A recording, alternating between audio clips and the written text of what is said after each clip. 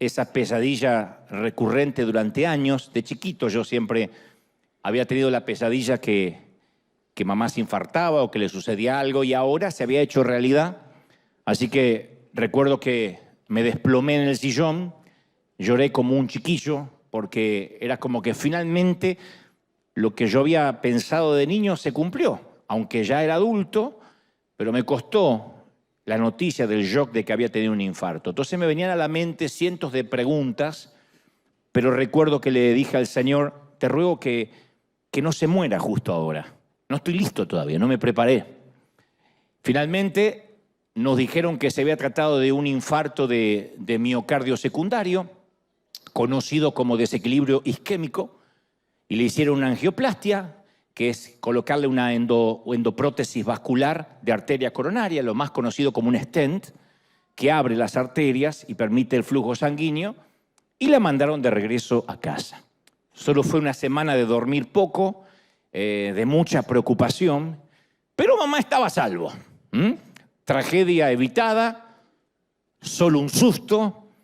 Y recuerdo que cuando el doctor nos da el parte médico con la noticia de que le daban el alta, primero de cuidados intensivos la pasaron en una sala común y de la sala común de regreso al hogar, yo miré a mi hermano y le dije: realmente Dios es muy bueno con los Gebel, es muy bueno con nosotros.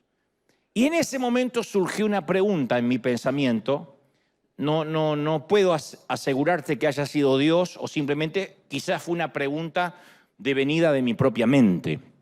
La pregunta era: si mi mamá no hubiese sobrevivido, si mi madre no hubiese sobrevivido a ese primer infarto, ¿yo seguiría diciendo de que Dios es bueno con los Gebel? Si hubiéramos perdido a mi madre, ¿yo habría llegado a la misma conclusión? Dios es bueno con la familia, dije. Entonces, ¿Dios es bueno solo cuando el resultado también es bueno? Cuando alguien es sanado de cáncer, solemos decir: no, Dios es muy bueno, se sanó de cáncer. Cuando nos aumentan el salario decimos: Dios es bueno, me aumentaron sin que tuviera que pedir. Cuando logramos ingresar a la universidad a la cual aplicamos, o los argentinos ganamos la Copa del Mundo, decimos: Dios es bueno, por fin se hizo justicia, ¿no? Ahora, ¿diríamos lo mismo si las circunstancias fueran diferentes? Yo siempre pregunto eso. En el cementerio como en la nursery, el mismo agradecimiento a Dios, diríamos que Él es bueno en la fila para conseguir empleo o en la fila del supermercado con el carrito repleto de mercadería. En los días de escasez como en los días de provisión, en el altar de la boda o en la corte del divorcio. ¿Dios siempre es bueno o a veces solo es bueno? Durante todos estos años de peregrinación ministerial, yo conocía muchas familias cristianas muy piadosas que han tenido que atravesar valles muy duros, trances y traumas muy difíciles. Y en varias ocasiones he escuchado a alguien decir: bueno, es que Dios me conoce y Él sabe cuál es mi punto límite. Él sabe hasta dónde yo puedo aguantar y Él nunca va a querer que yo sufra. Mucha gente me ha dicho eso. Dios conoce hasta dónde yo puedo resistir. Y a mí me gustaría decirte hoy que esto funciona así, de este modo. Hacemos un pacto con Dios y por contrato Dios no puede cruzar cierta línea que nosotros trazamos. Y a veces no nos damos cuenta, y esto es algo que yo repito mucho, pero a menudo solo es un trato unilateral, un contrato que lleva una sola firma, la nuestra. Aún así nosotros a veces aseguramos que tenemos un trato contractual con Dios, aun cuando Dios no haya firmado nada. Decimos: bueno, yo ya prometí servirle a Dios siempre y cuando Él cuide de mis hijos. Dios no firmó ese contrato, lo firmamos nosotros y lo damos por válido. Y todo el mundo sabe que legalmente un contrato, para que sea válido, tiene que haber 2 firmas. Bueno, yo prometo congregarme a cambio que Dios conserve mi salud, por supuesto. Yo ya le dije al Señor: no voy a faltar, pero tú dame salud. O prometo sembrar y dar siempre y cuando a mi familia nunca nos haga faltar nada, porque yo soy un sembrador, así que sé que Dios no nos va a hacer faltar nada. ¿Es una palabra de fe? Está bien. Pero cuando lo mencionamos como si fuera un contrato, una obligación que tiene Dios porque nosotros damos algo a cambio, ahí es cuando luego Dios, por alguna razón, no satisface nuestras expectativas y quedamos girando en un torbellino de preguntas. Nos preguntamos, ¿realmente Dios es bueno? ¿O se habrá enojado conmigo? ¿Por qué yo nunca falté a la iglesia? ¿Por qué yo nunca dejé de sembrar? Y ahora me toca esta enfermedad, o esta quiebra, o me están echando, o no me renuevan el alquiler, o estoy por perder la casa. ¿Será que Dios se fumó? ¿Será que su poder es limitado? ¿Será que lo superó el diablo en esta ocasión? ¿Que el diablo fue más fuerte? Por eso la pregunta de hoy es, ¿qué pensamos de Dios cuando la vida no es buena? O lo bueno que quisiéramos que sea. ¿Qué pensamos de Dios? Cuando José le descifra el sueño al faraón, le dice, van a llegar 7 años de un hambre tan intensa que hará que la gente se olvide la prosperidad de Egipto. El hambre va a destruir la tierra. Ese era el sueño que tuvo faraón. La hambruna será tan grave que va a borrar el recuerdo de los años buenos. Y el haber tenido 2 sueños similares, faraón, significa que son acontecimientos decretados por Dios y Él hará que ocurran pronto. Entonces José descifra el sueño del faraón y le dice que ambas épocas, la de la abundancia y la de la escasez, ambas están bajo la jurisdicción divina, bajo el paraguas de la jurisdicción divina. Ambas habían sido decretadas por Dios, la prosperidad y el hambre. Entonces a veces nos cuesta entender, a pesar de que llevamos años en el caminar cristiano, que los buenos gobiernos y los malos gobiernos son permitidos por Dios. No es que a veces Dios pone un buen presidente y a veces el diablo le gana de mano y pone un mal presidente.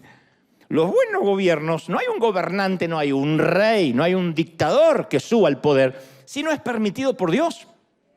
Los buenos ministros de Economía y los malos, los pésimos ministros de Economía son puestos y permitidos por Dios. Muchas veces Dios le permite a Satanás que desate el caos, pero nunca permite que triunfe. Y esta es la promesa de Romanos 8:28. Y sabemos que los que aman a Dios, todas las cosas, no algunas cosas, todas, las cosas buenas y las cosas malas, las regulares, las que no son tan buenas, todas las cosas ayudan a bien, esto es, a los que conforme a su propósito son llamados. Y a veces pensamos que algunas cosas nos ayudan y otras no nos ayudan. Todas, dice la Biblia. Entonces los sucesos aislados puede que sean malos, pero el resultado final, el proceso final, siempre va a ser bueno.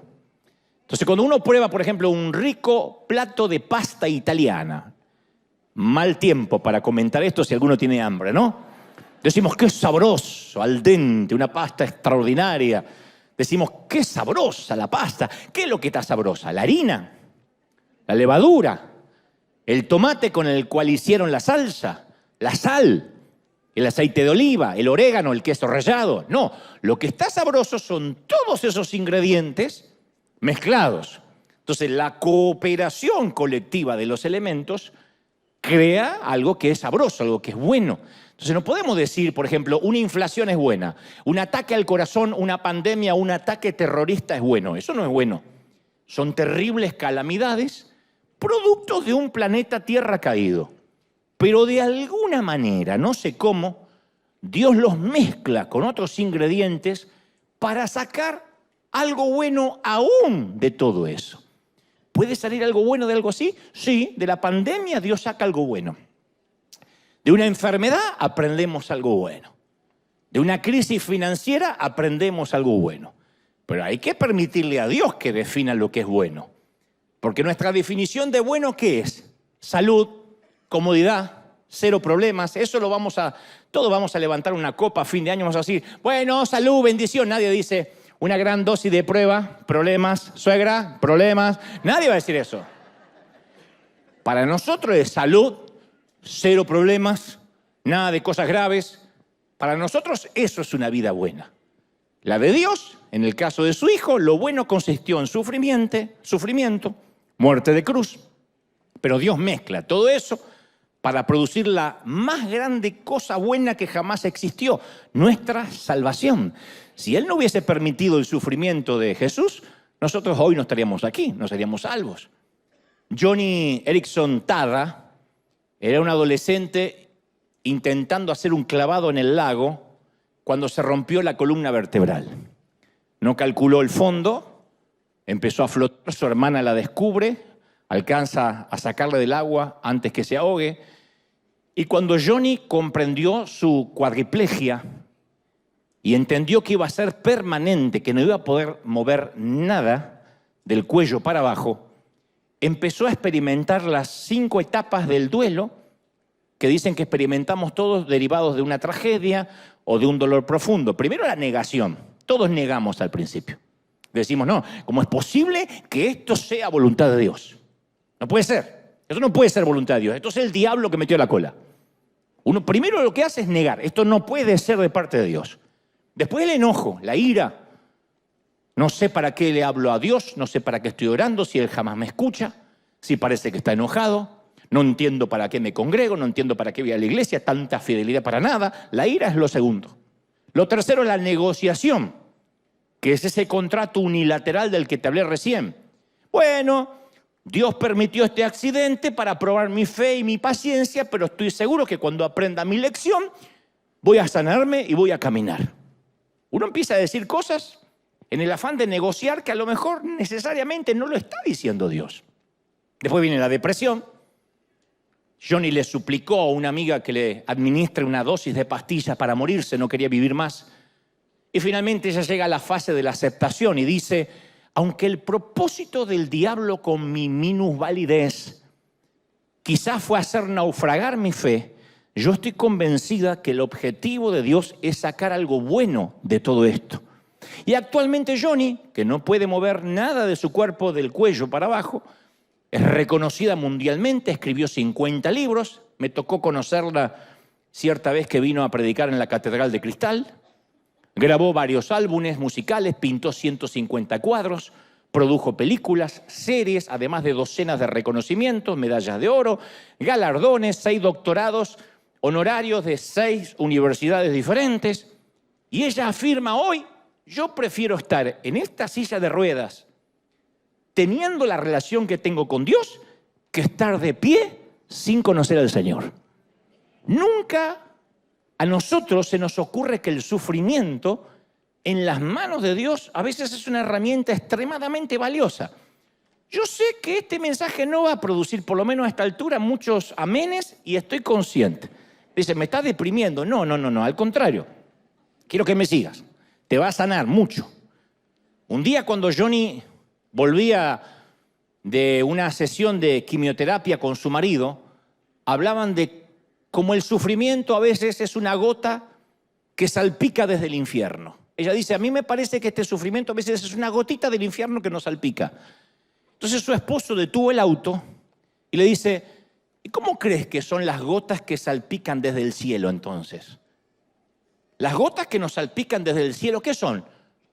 Los momentos de nuestra vida cuando todo va sobre ruedas, cuando sale todo como lo habíamos planificado, cuando tenemos salud óptima. Y ambos concluyeron que no. Una gota que salpica el cielo es encontrar a Jesús en la gota que salpica del infierno. En ese sufrimiento, encontrar a Jesús. Dijo Joni, encontrar a Jesús en un infierno es maravilloso y no lo cambiaría por nada. Y ustedes dirán, ¿y de dónde saca Joni, esta muchacha, esa conclusión? Ese fue el mensaje de Jesús. Cuando sus seguidores divisaron a un ciego, a la orilla del camino le pidieron a Jesús una explicación. Le dijo, ¿está enojado Dios porque él es ciego? ¿Quién pecó? ¿Quién tuvo la culpa? ¿El ciego o sus padres o sus abuelos? ¿De quién era la culpa? Y la respuesta de Jesús ofreció una opción superior. Le dijo, el hombre quedó ciego para que las obras de Dios se manifiesten en él. O sea, hay cosas que ocurren para que la gloria de Dios se manifieste. ¿Me siguen, sí o no? Ahora, nosotros tenemos que decidir si confiamos en Dios o nos alejamos de Él. Pero a veces te aviso, Él va a cruzar la línea.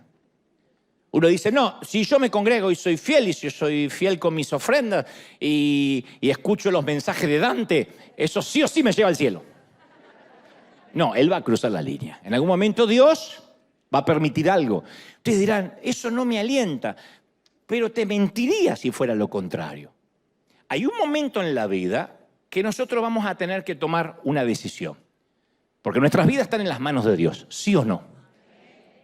Pero Él no ha hecho ningún trato. No nos ha dicho que de este lado del sol iba a ser un paseo por el parque. Él nunca nos dijo que de este lado de la eternidad éramos inmunes al sufrimiento. Él nunca nos dijo, como te dije hace unos domingos atrás, que nuestros hijos no iban a pasar por etapas de rebeldía. Él nunca nos dijo, si me tienes a mí en el corazón, tu matrimonio va a ser siempre perfecto, tu marido ni siquiera va a eructar en la vida, nunca va a tener mal aliento, tu mujer va a ser una divina total, una dulce, una cenicienta reencarnada. Nunca dijo eso. Eso te lo habrá dicho algún pastor timador para sacarte más dinero a cambio de un pacto, pero eso no lo dijo Dios. Los timadores dicen, haga un pacto con Dios, pacte con el Señor, traiga $1000 y Dios le va a dar salud. Eso lo dicen los timadores, los estafadores, no Dios. Entonces, muchas veces la vida gira de manera imprevista y de pronto nos toca hacer algo que jamás previmos. No digo que va a pasar sí o sí, pero quiero alertarte que esto es la vida. ¿Cuánta gente de aquí, de la congregación, le ha tocado seleccionar un ataúd? Planificando un funeral, imaginándose la vida sin ese ser amado. Y sería mentiroso de mi parte decirte eso no va a ocurrir. Nadie se va a morir jamás de los tuyos. Un buen día casi no podemos levantarnos de la cama porque sentimos que tocamos fondo. Esto nos pasa a todos. Yo me crié en una iglesia donde decir estoy triste era admitir que teníamos un espíritu, un demonio de depresión. Pero hay temporadas, todos, que lo único que queremos es que el día pase rápido para regresar a la cama. Y no porque seamos vagos, sino porque tenemos una tristeza que no se nos va, porque atravesamos un momento difícil y a veces vivimos como si estuviésemos en un coma emocional. Hacemos las cosas automáticamente, enviamos a los chicos al colegio porque los tenemos que enviar, preparamos la cena, lavamos la ropa o lo que tengamos que hacer o vamos a trabajar, pero sentimos que estamos en un coma. Y la verdad es que la mayoría de nosotros pocas veces alcanzamos en la vida, estoy hablando, en la vida terrenal, la cima, la cumbre. Que uno dice, estoy en el mejor momento de mi vida. Sí, a lo mejor cuando nos enamoramos, cuando nos aumentan el salario, cuando nace un hijo, cuando la suegra dice que no va a regresar nunca más y va a vivir en Tanzania. Pero luego, en la vida, vamos alternando entre, media altura y a veces tocando fondo. Pero muy poca gente va por la vida diciendo, estoy feliz. Está drogado, no feliz. Y en muchas ocasiones nuestro mundo, insisto, va a media altura y a veces tocamos fondo. Un hermano nos llama con la noticia de que mamá se infartó, el mercado inmobiliario se desploma, los resultados de los exámenes del laboratorio detectan cáncer y antes que nos demos cuenta nos sentimos en el fondo del foso. Entonces, la vida, como decía hace unos momentos, antes de conectarnos con el resto del mundo, la vida a veces en algún momento nos pone pata para arriba. No tiene que ser un cáncer necesariamente, pero a veces una decepción, un dolor, y de eso no se escapa nadie. De cuando el mundo parece que se gira. Ni la esposa que descubre que su marido tiene un romance, ni el hombre de negocios cuyas inversiones son malversadas por un colega deshonesto, ni el adolescente que descubre que una noche de romance o de pasión o de lujuria dio como resultado un embarazo no deseado, ni el pastor agotado que a veces quiere irse lejos y abandonarlo todo y dice estoy cansado de la gente, estoy cansado de hacer lo mismo. No creerán la cantidad de pastores con los que yo me hablo que dicen estoy deprimido, estoy cansado, estoy harto, siempre tengo que sonreír, siempre tengo que dar fuerza, la gente no me permite que yo ni siquiera pueda tomar un descanso, una tregua. Seríamos unos ilusos si creyéramos que alguno de nosotros somos invulnerables. Pero seríamos igualmente ilusos si creyéramos que el mal finalmente va a triunfar sobre el bien. Porque Dios siempre recicla las malas temporadas para convertirlas en algo bueno. Esa es la promesa que te tienes que llevar. Las va a reciclar. ¿Lo crees, sí o no? Pero en algún momento todos nos vamos a encontrar en esa intersección ante esa pregunta: ¿Dios es bueno cuando la vida se pone fea? Eso es lo que el Señor quiere que nosotros entendamos de una buena vez. Él sigue estando en el trono, aunque tengamos un pésimo presidente, un mal gobierno, aunque venga una pandemia. Y la respuesta está en el propio Jesucristo.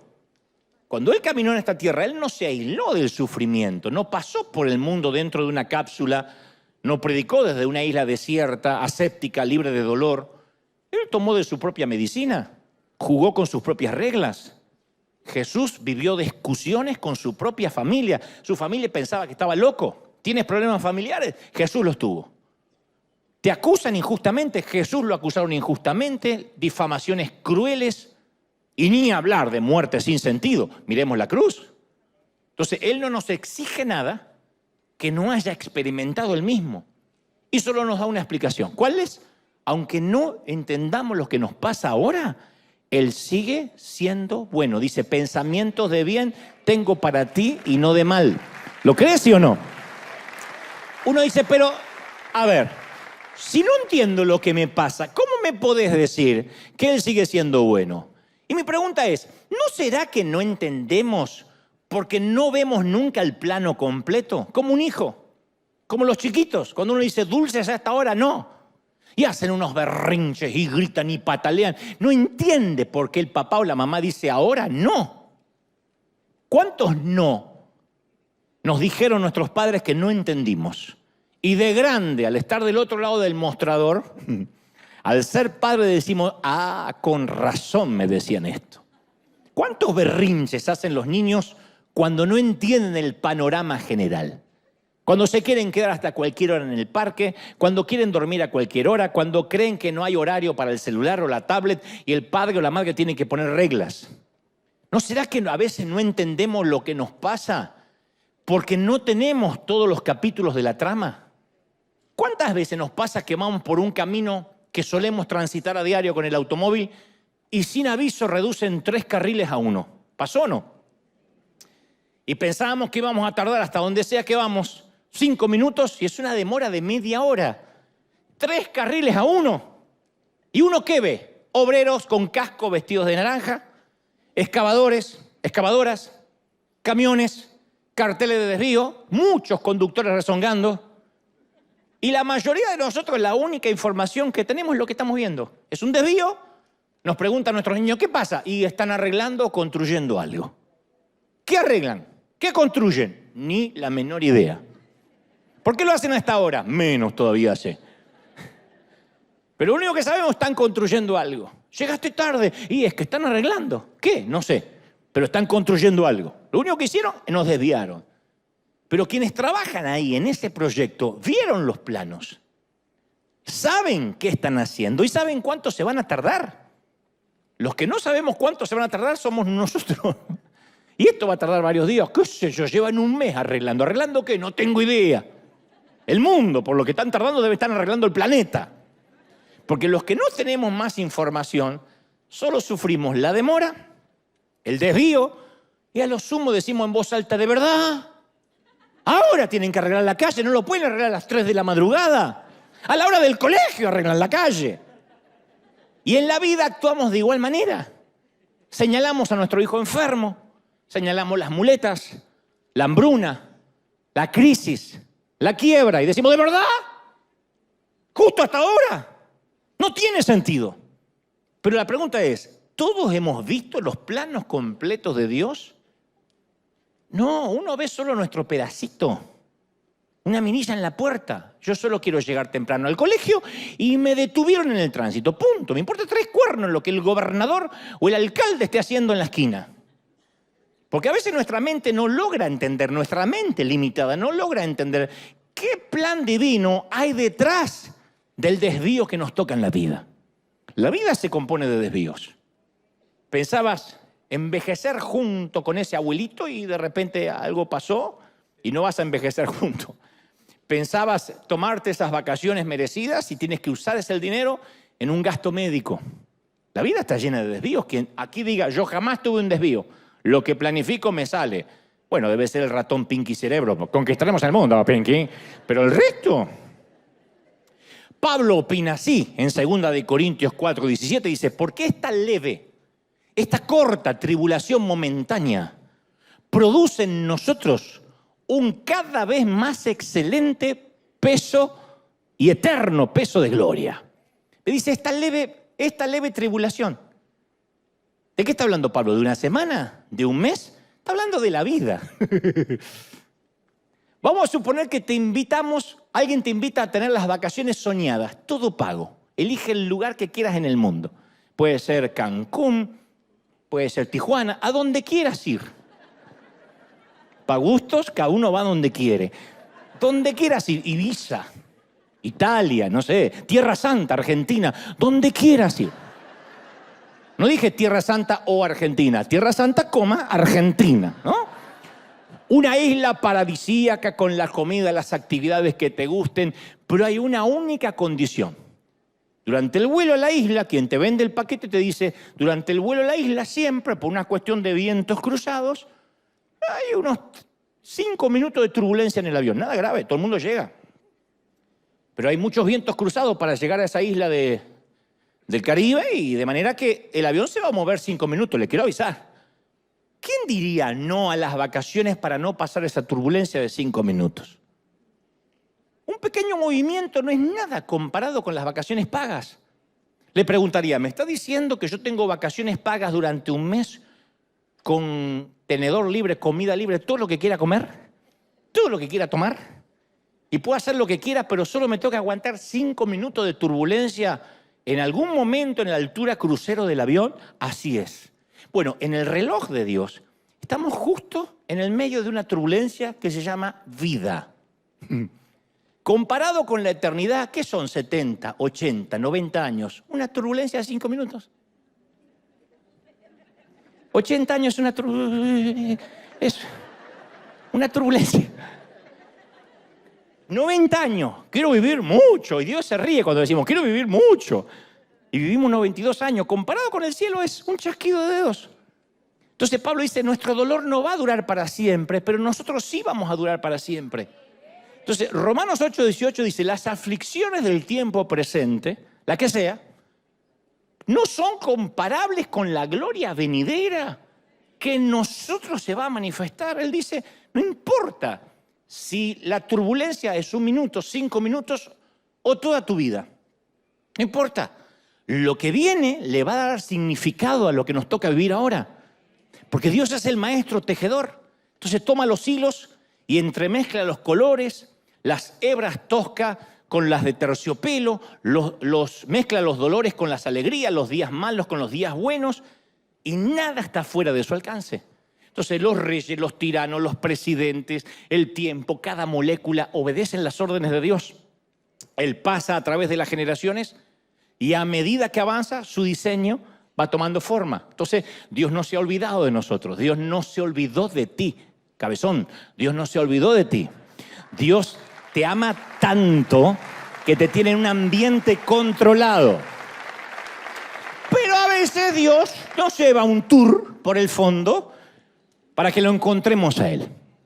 David preguntó, ¿a dónde me voy a huir? ¿Dónde me voy a escapar de tu espíritu? Y luego agrega, ¿a dónde huiré de tu presencia? En el Salmo 139:7. ¿Dónde voy a huir de tu presencia? Dice David. Y acto seguido hace una lista de los sitios donde él encuentra a Dios. Dice, en los cielos, en el Seol, si tomare las alas del alba y habitar en el extremo del mar, aún allí me guiará tu mano, dice, y me asirá tu diestra. Entonces, nuestra versión de este versículo sería, ¿a dónde me voy a alejar yo de Dios? Si me tocara un tiempo en la clínica de rehabilitación, ahí está Dios. En la unidad de cuidado intensivo, ahí voy a tener un encuentro con Dios como nunca antes, mejor que en el templo.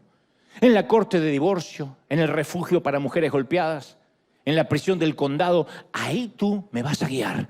No hay un lugar donde nos podamos escapar que no esté Dios. Nunca podemos ir a un lugar donde no esté Dios. Yo escuché a algún predicador decir que Dios no cruza la frontera y no va a Las Vegas. Como si Dios le tuviera miedo a los retenes o... Dios no está en Las Vegas, Dios siempre está. Está en Las Vegas, está en los prostíbulos, está en todo sitio. Su presencia manifiesta, no se siente ahí, pero Él está, no hay nada que se escape, no hay nada oculto que no haya de ser manifestado. Y si Él está en todo sitio, está en el cuarto de operaciones de un hospital, en la funeraria.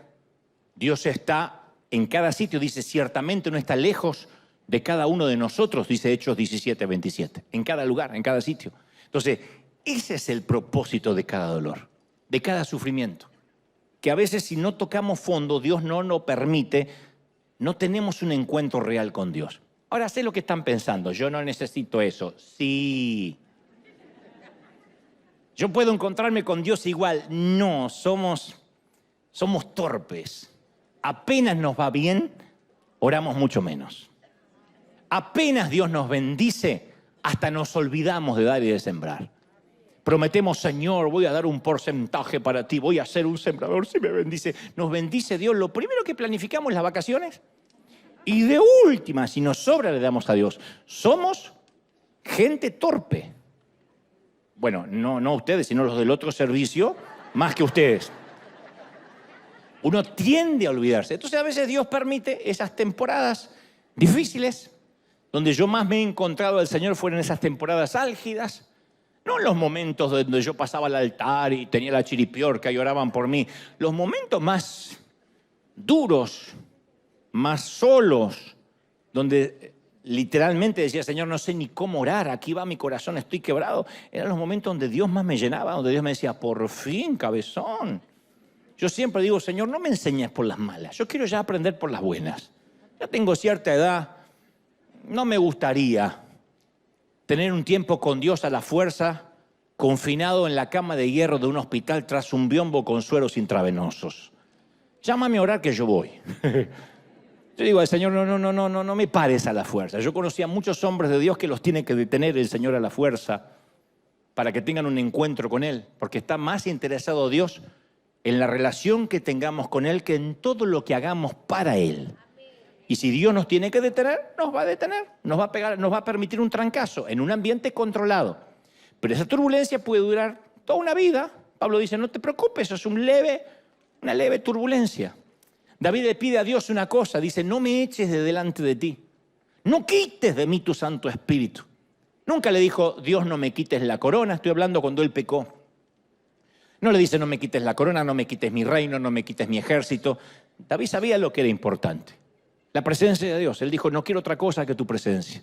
Por eso cuando uno atraviesa una crisis, tiene que pedirle a Dios, tenemos que aprender a pedirle a Dios ser más esponjas que piedras.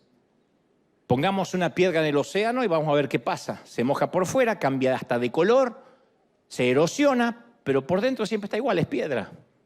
Pongamos una esponja en el océano y vamos a ver el cambio inmediatamente. La esponja absorbe el agua. Entonces el océano penetra cada poro, altera la esencia de la esponja y Dios nos cubre de la misma forma lo que hace el océano con las piedras o las esponjas. Él está en todas partes, está arriba, está abajo, está en derredor. Ahora nosotros tenemos que decidir si en el año 2024, en lo que queda de este año y el próximo año vamos a hacer piedra o esponja. Si yo fuera un predicador de los modernos diría, dile a tu hermano no seas piedra, cabezón. Pero no te voy a hacer porque por ahí el de al lado no tiene ganas que le hables y yo sé eso. Piedra o esponja, resistir o recibir.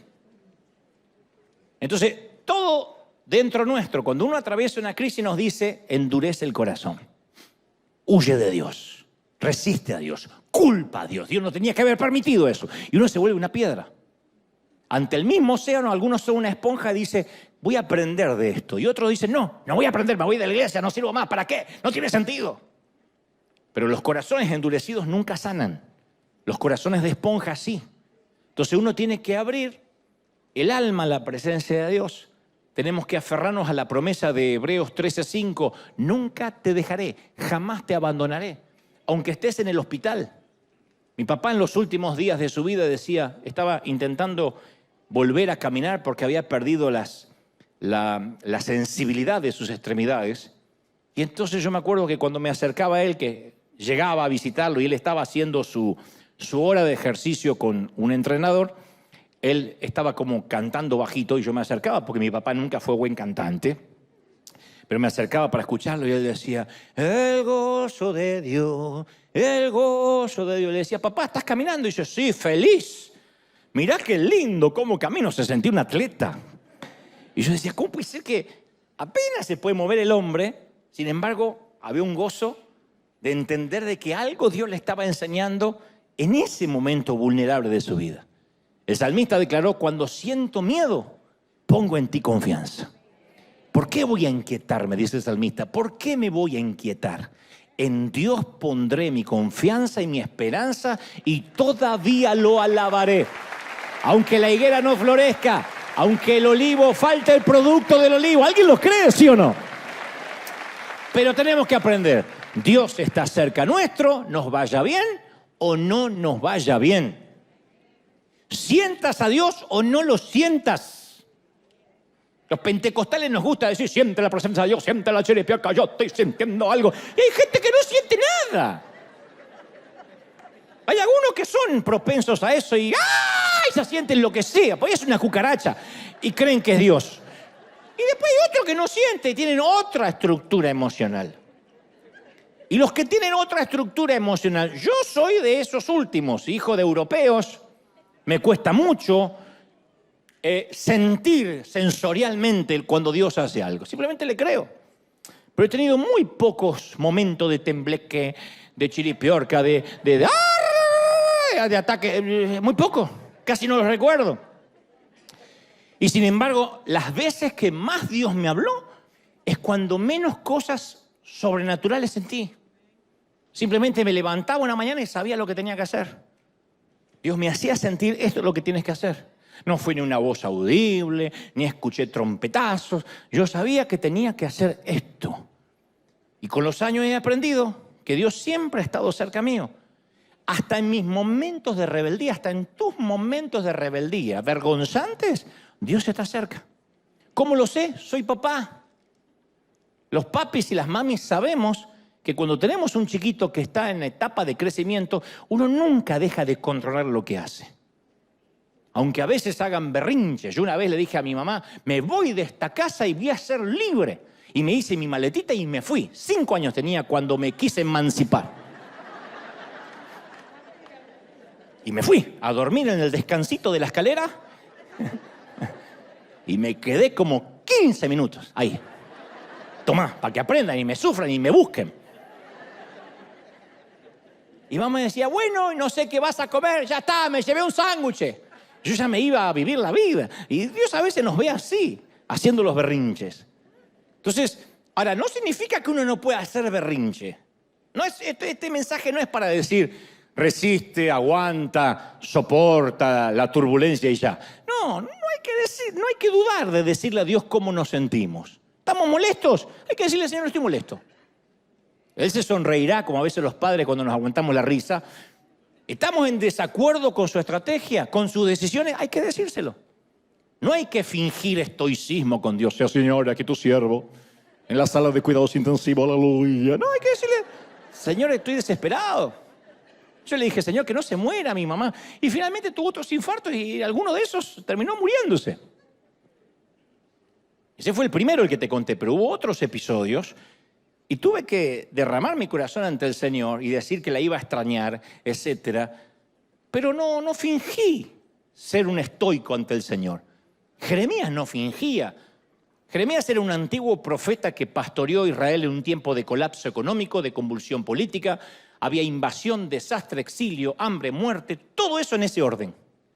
Y él llenó sus devocionales con tantas quejas que su diario de oración se lo conoce como Lamentaciones. Por si no lo sabían, en la Biblia hay un libro que se llama Lamentaciones, que vendría a ser quejas de los miembros de River, alguna cosa así. Lamentación. Algunos dicen, ¿qué significará? Que se vivía lamentando el tipo. Lamentaciones 3:2 dice, Dios me guió de la luz y me llevó a las tinieblas. Dios hizo envejecer mi piel, dice el tipo. Quebrantó mis huesos, me rodeó de amargura. Me dejó en oscuridad, como los que ya están muertos. Me cercó por todos lados. Este es peor que un hispano. Hizo pesadas mis cadenas. Aun cuando clamé y di voces, Dios no me escuchó. Está registrado acá. Dios lo permitió. Jeremías impregnó 5 capítulos con esta clase de rabia, con queja. No entiendo, ¿y por qué me pasa a mí? Por eso digo, no está mal decirle a Dios lo que uno siente. Porque por más que finjamos, Él va a saber lo que sentimos. Y el contenido del libro de Jeremías puede reducirse en una sola línea. Esta vida apesta. Vamos a leer Lamentaciones. En la versión Dante habla hoy, esta vida apesta, capítulo 4, versículo 5.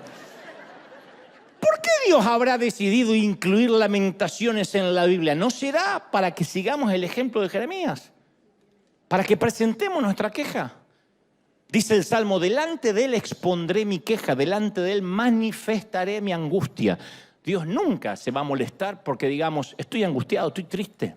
Está bien que no estés bien, a veces. Está bien. Y otra cosa que tenemos que aprender cuando no estamos bien es a pedir ayuda. Para eso es la iglesia.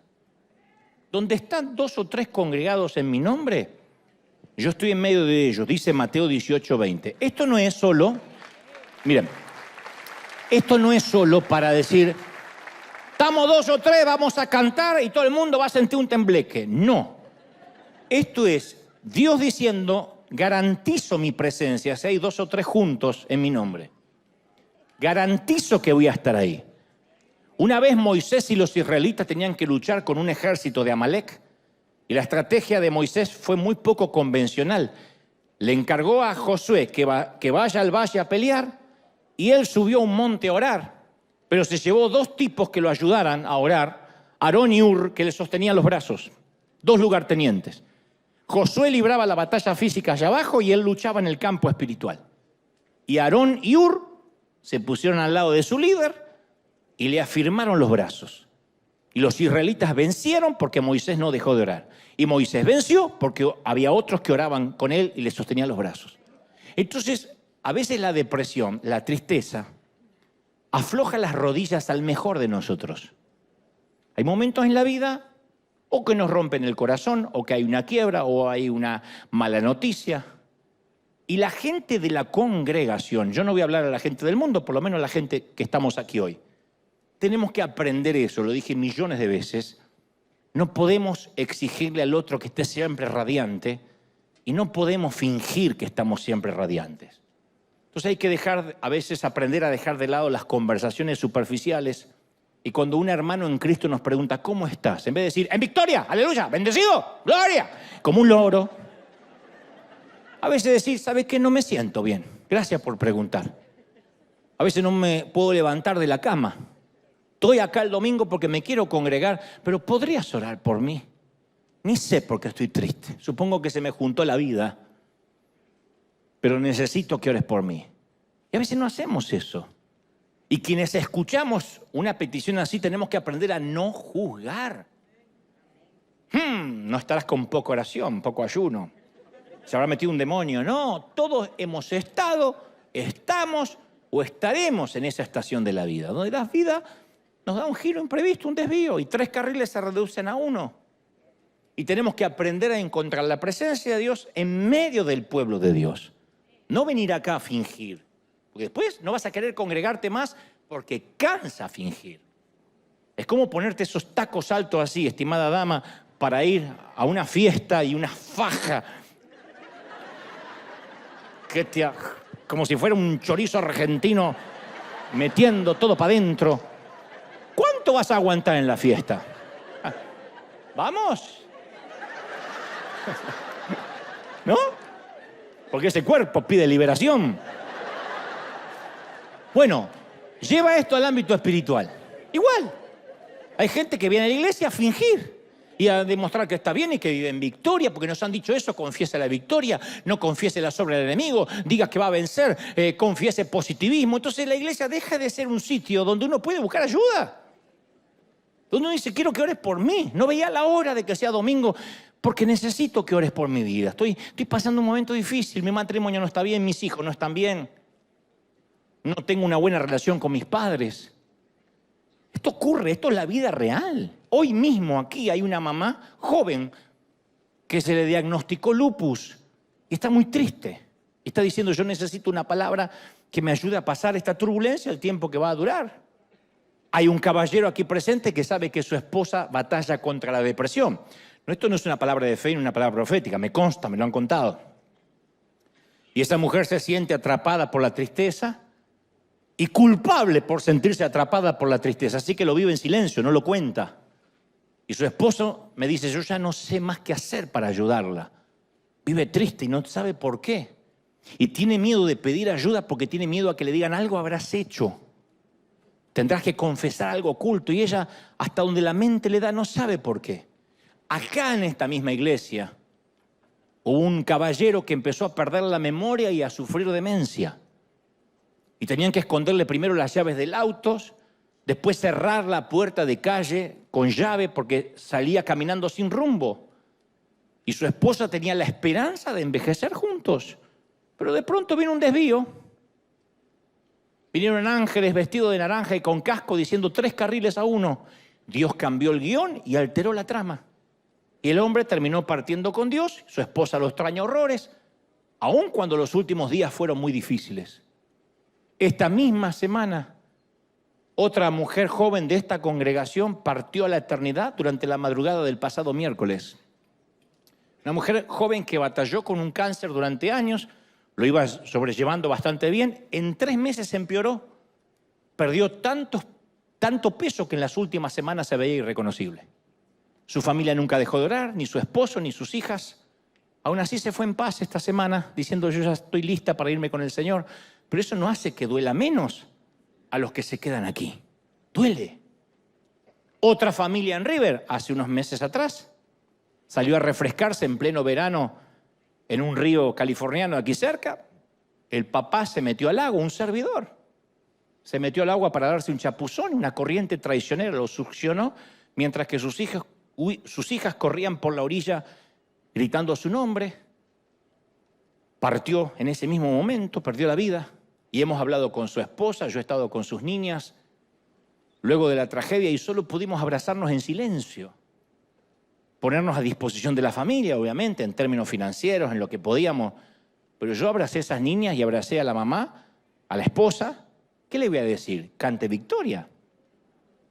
Confiese que el Señor está contigo. En esos momentos uno tiene que decir, estoy contigo. A veces lo único que necesitamos no es un versículo, es un abrazo. Y decir, te entiendo. O creo entender lo que puede ser semejante tamaña tragedia. Pero todas estas personas, que nada más mencioné unos ejemplos, en todas las iglesias del mundo está lleno de gente que vive estas historias. Y uno dice, ¿dónde está Dios en esta historia? ¿Por qué Dios permite tales cosas? Estas angustias tienen un propósito. Y yo quiero recordarte lo que dijo Pablo. Todas las pruebas son temporales. Todas tienen un límite de duración. Ustedes dirán, pero si se te muere alguien, no. Bueno, a eso voy. En el cual vosotros os alegráis, dice el apóstol, porque ahora por un poco de tiempo, dice Pedro, si es necesario, tengáis que ser afligidos en diversas pruebas. Las pruebas nunca duran para siempre y esta vida tampoco. Algunas pruebas terminan en la tierra, pero todas, absolutamente todas, terminan en el cielo. No hay pruebas que sean por la eternidad.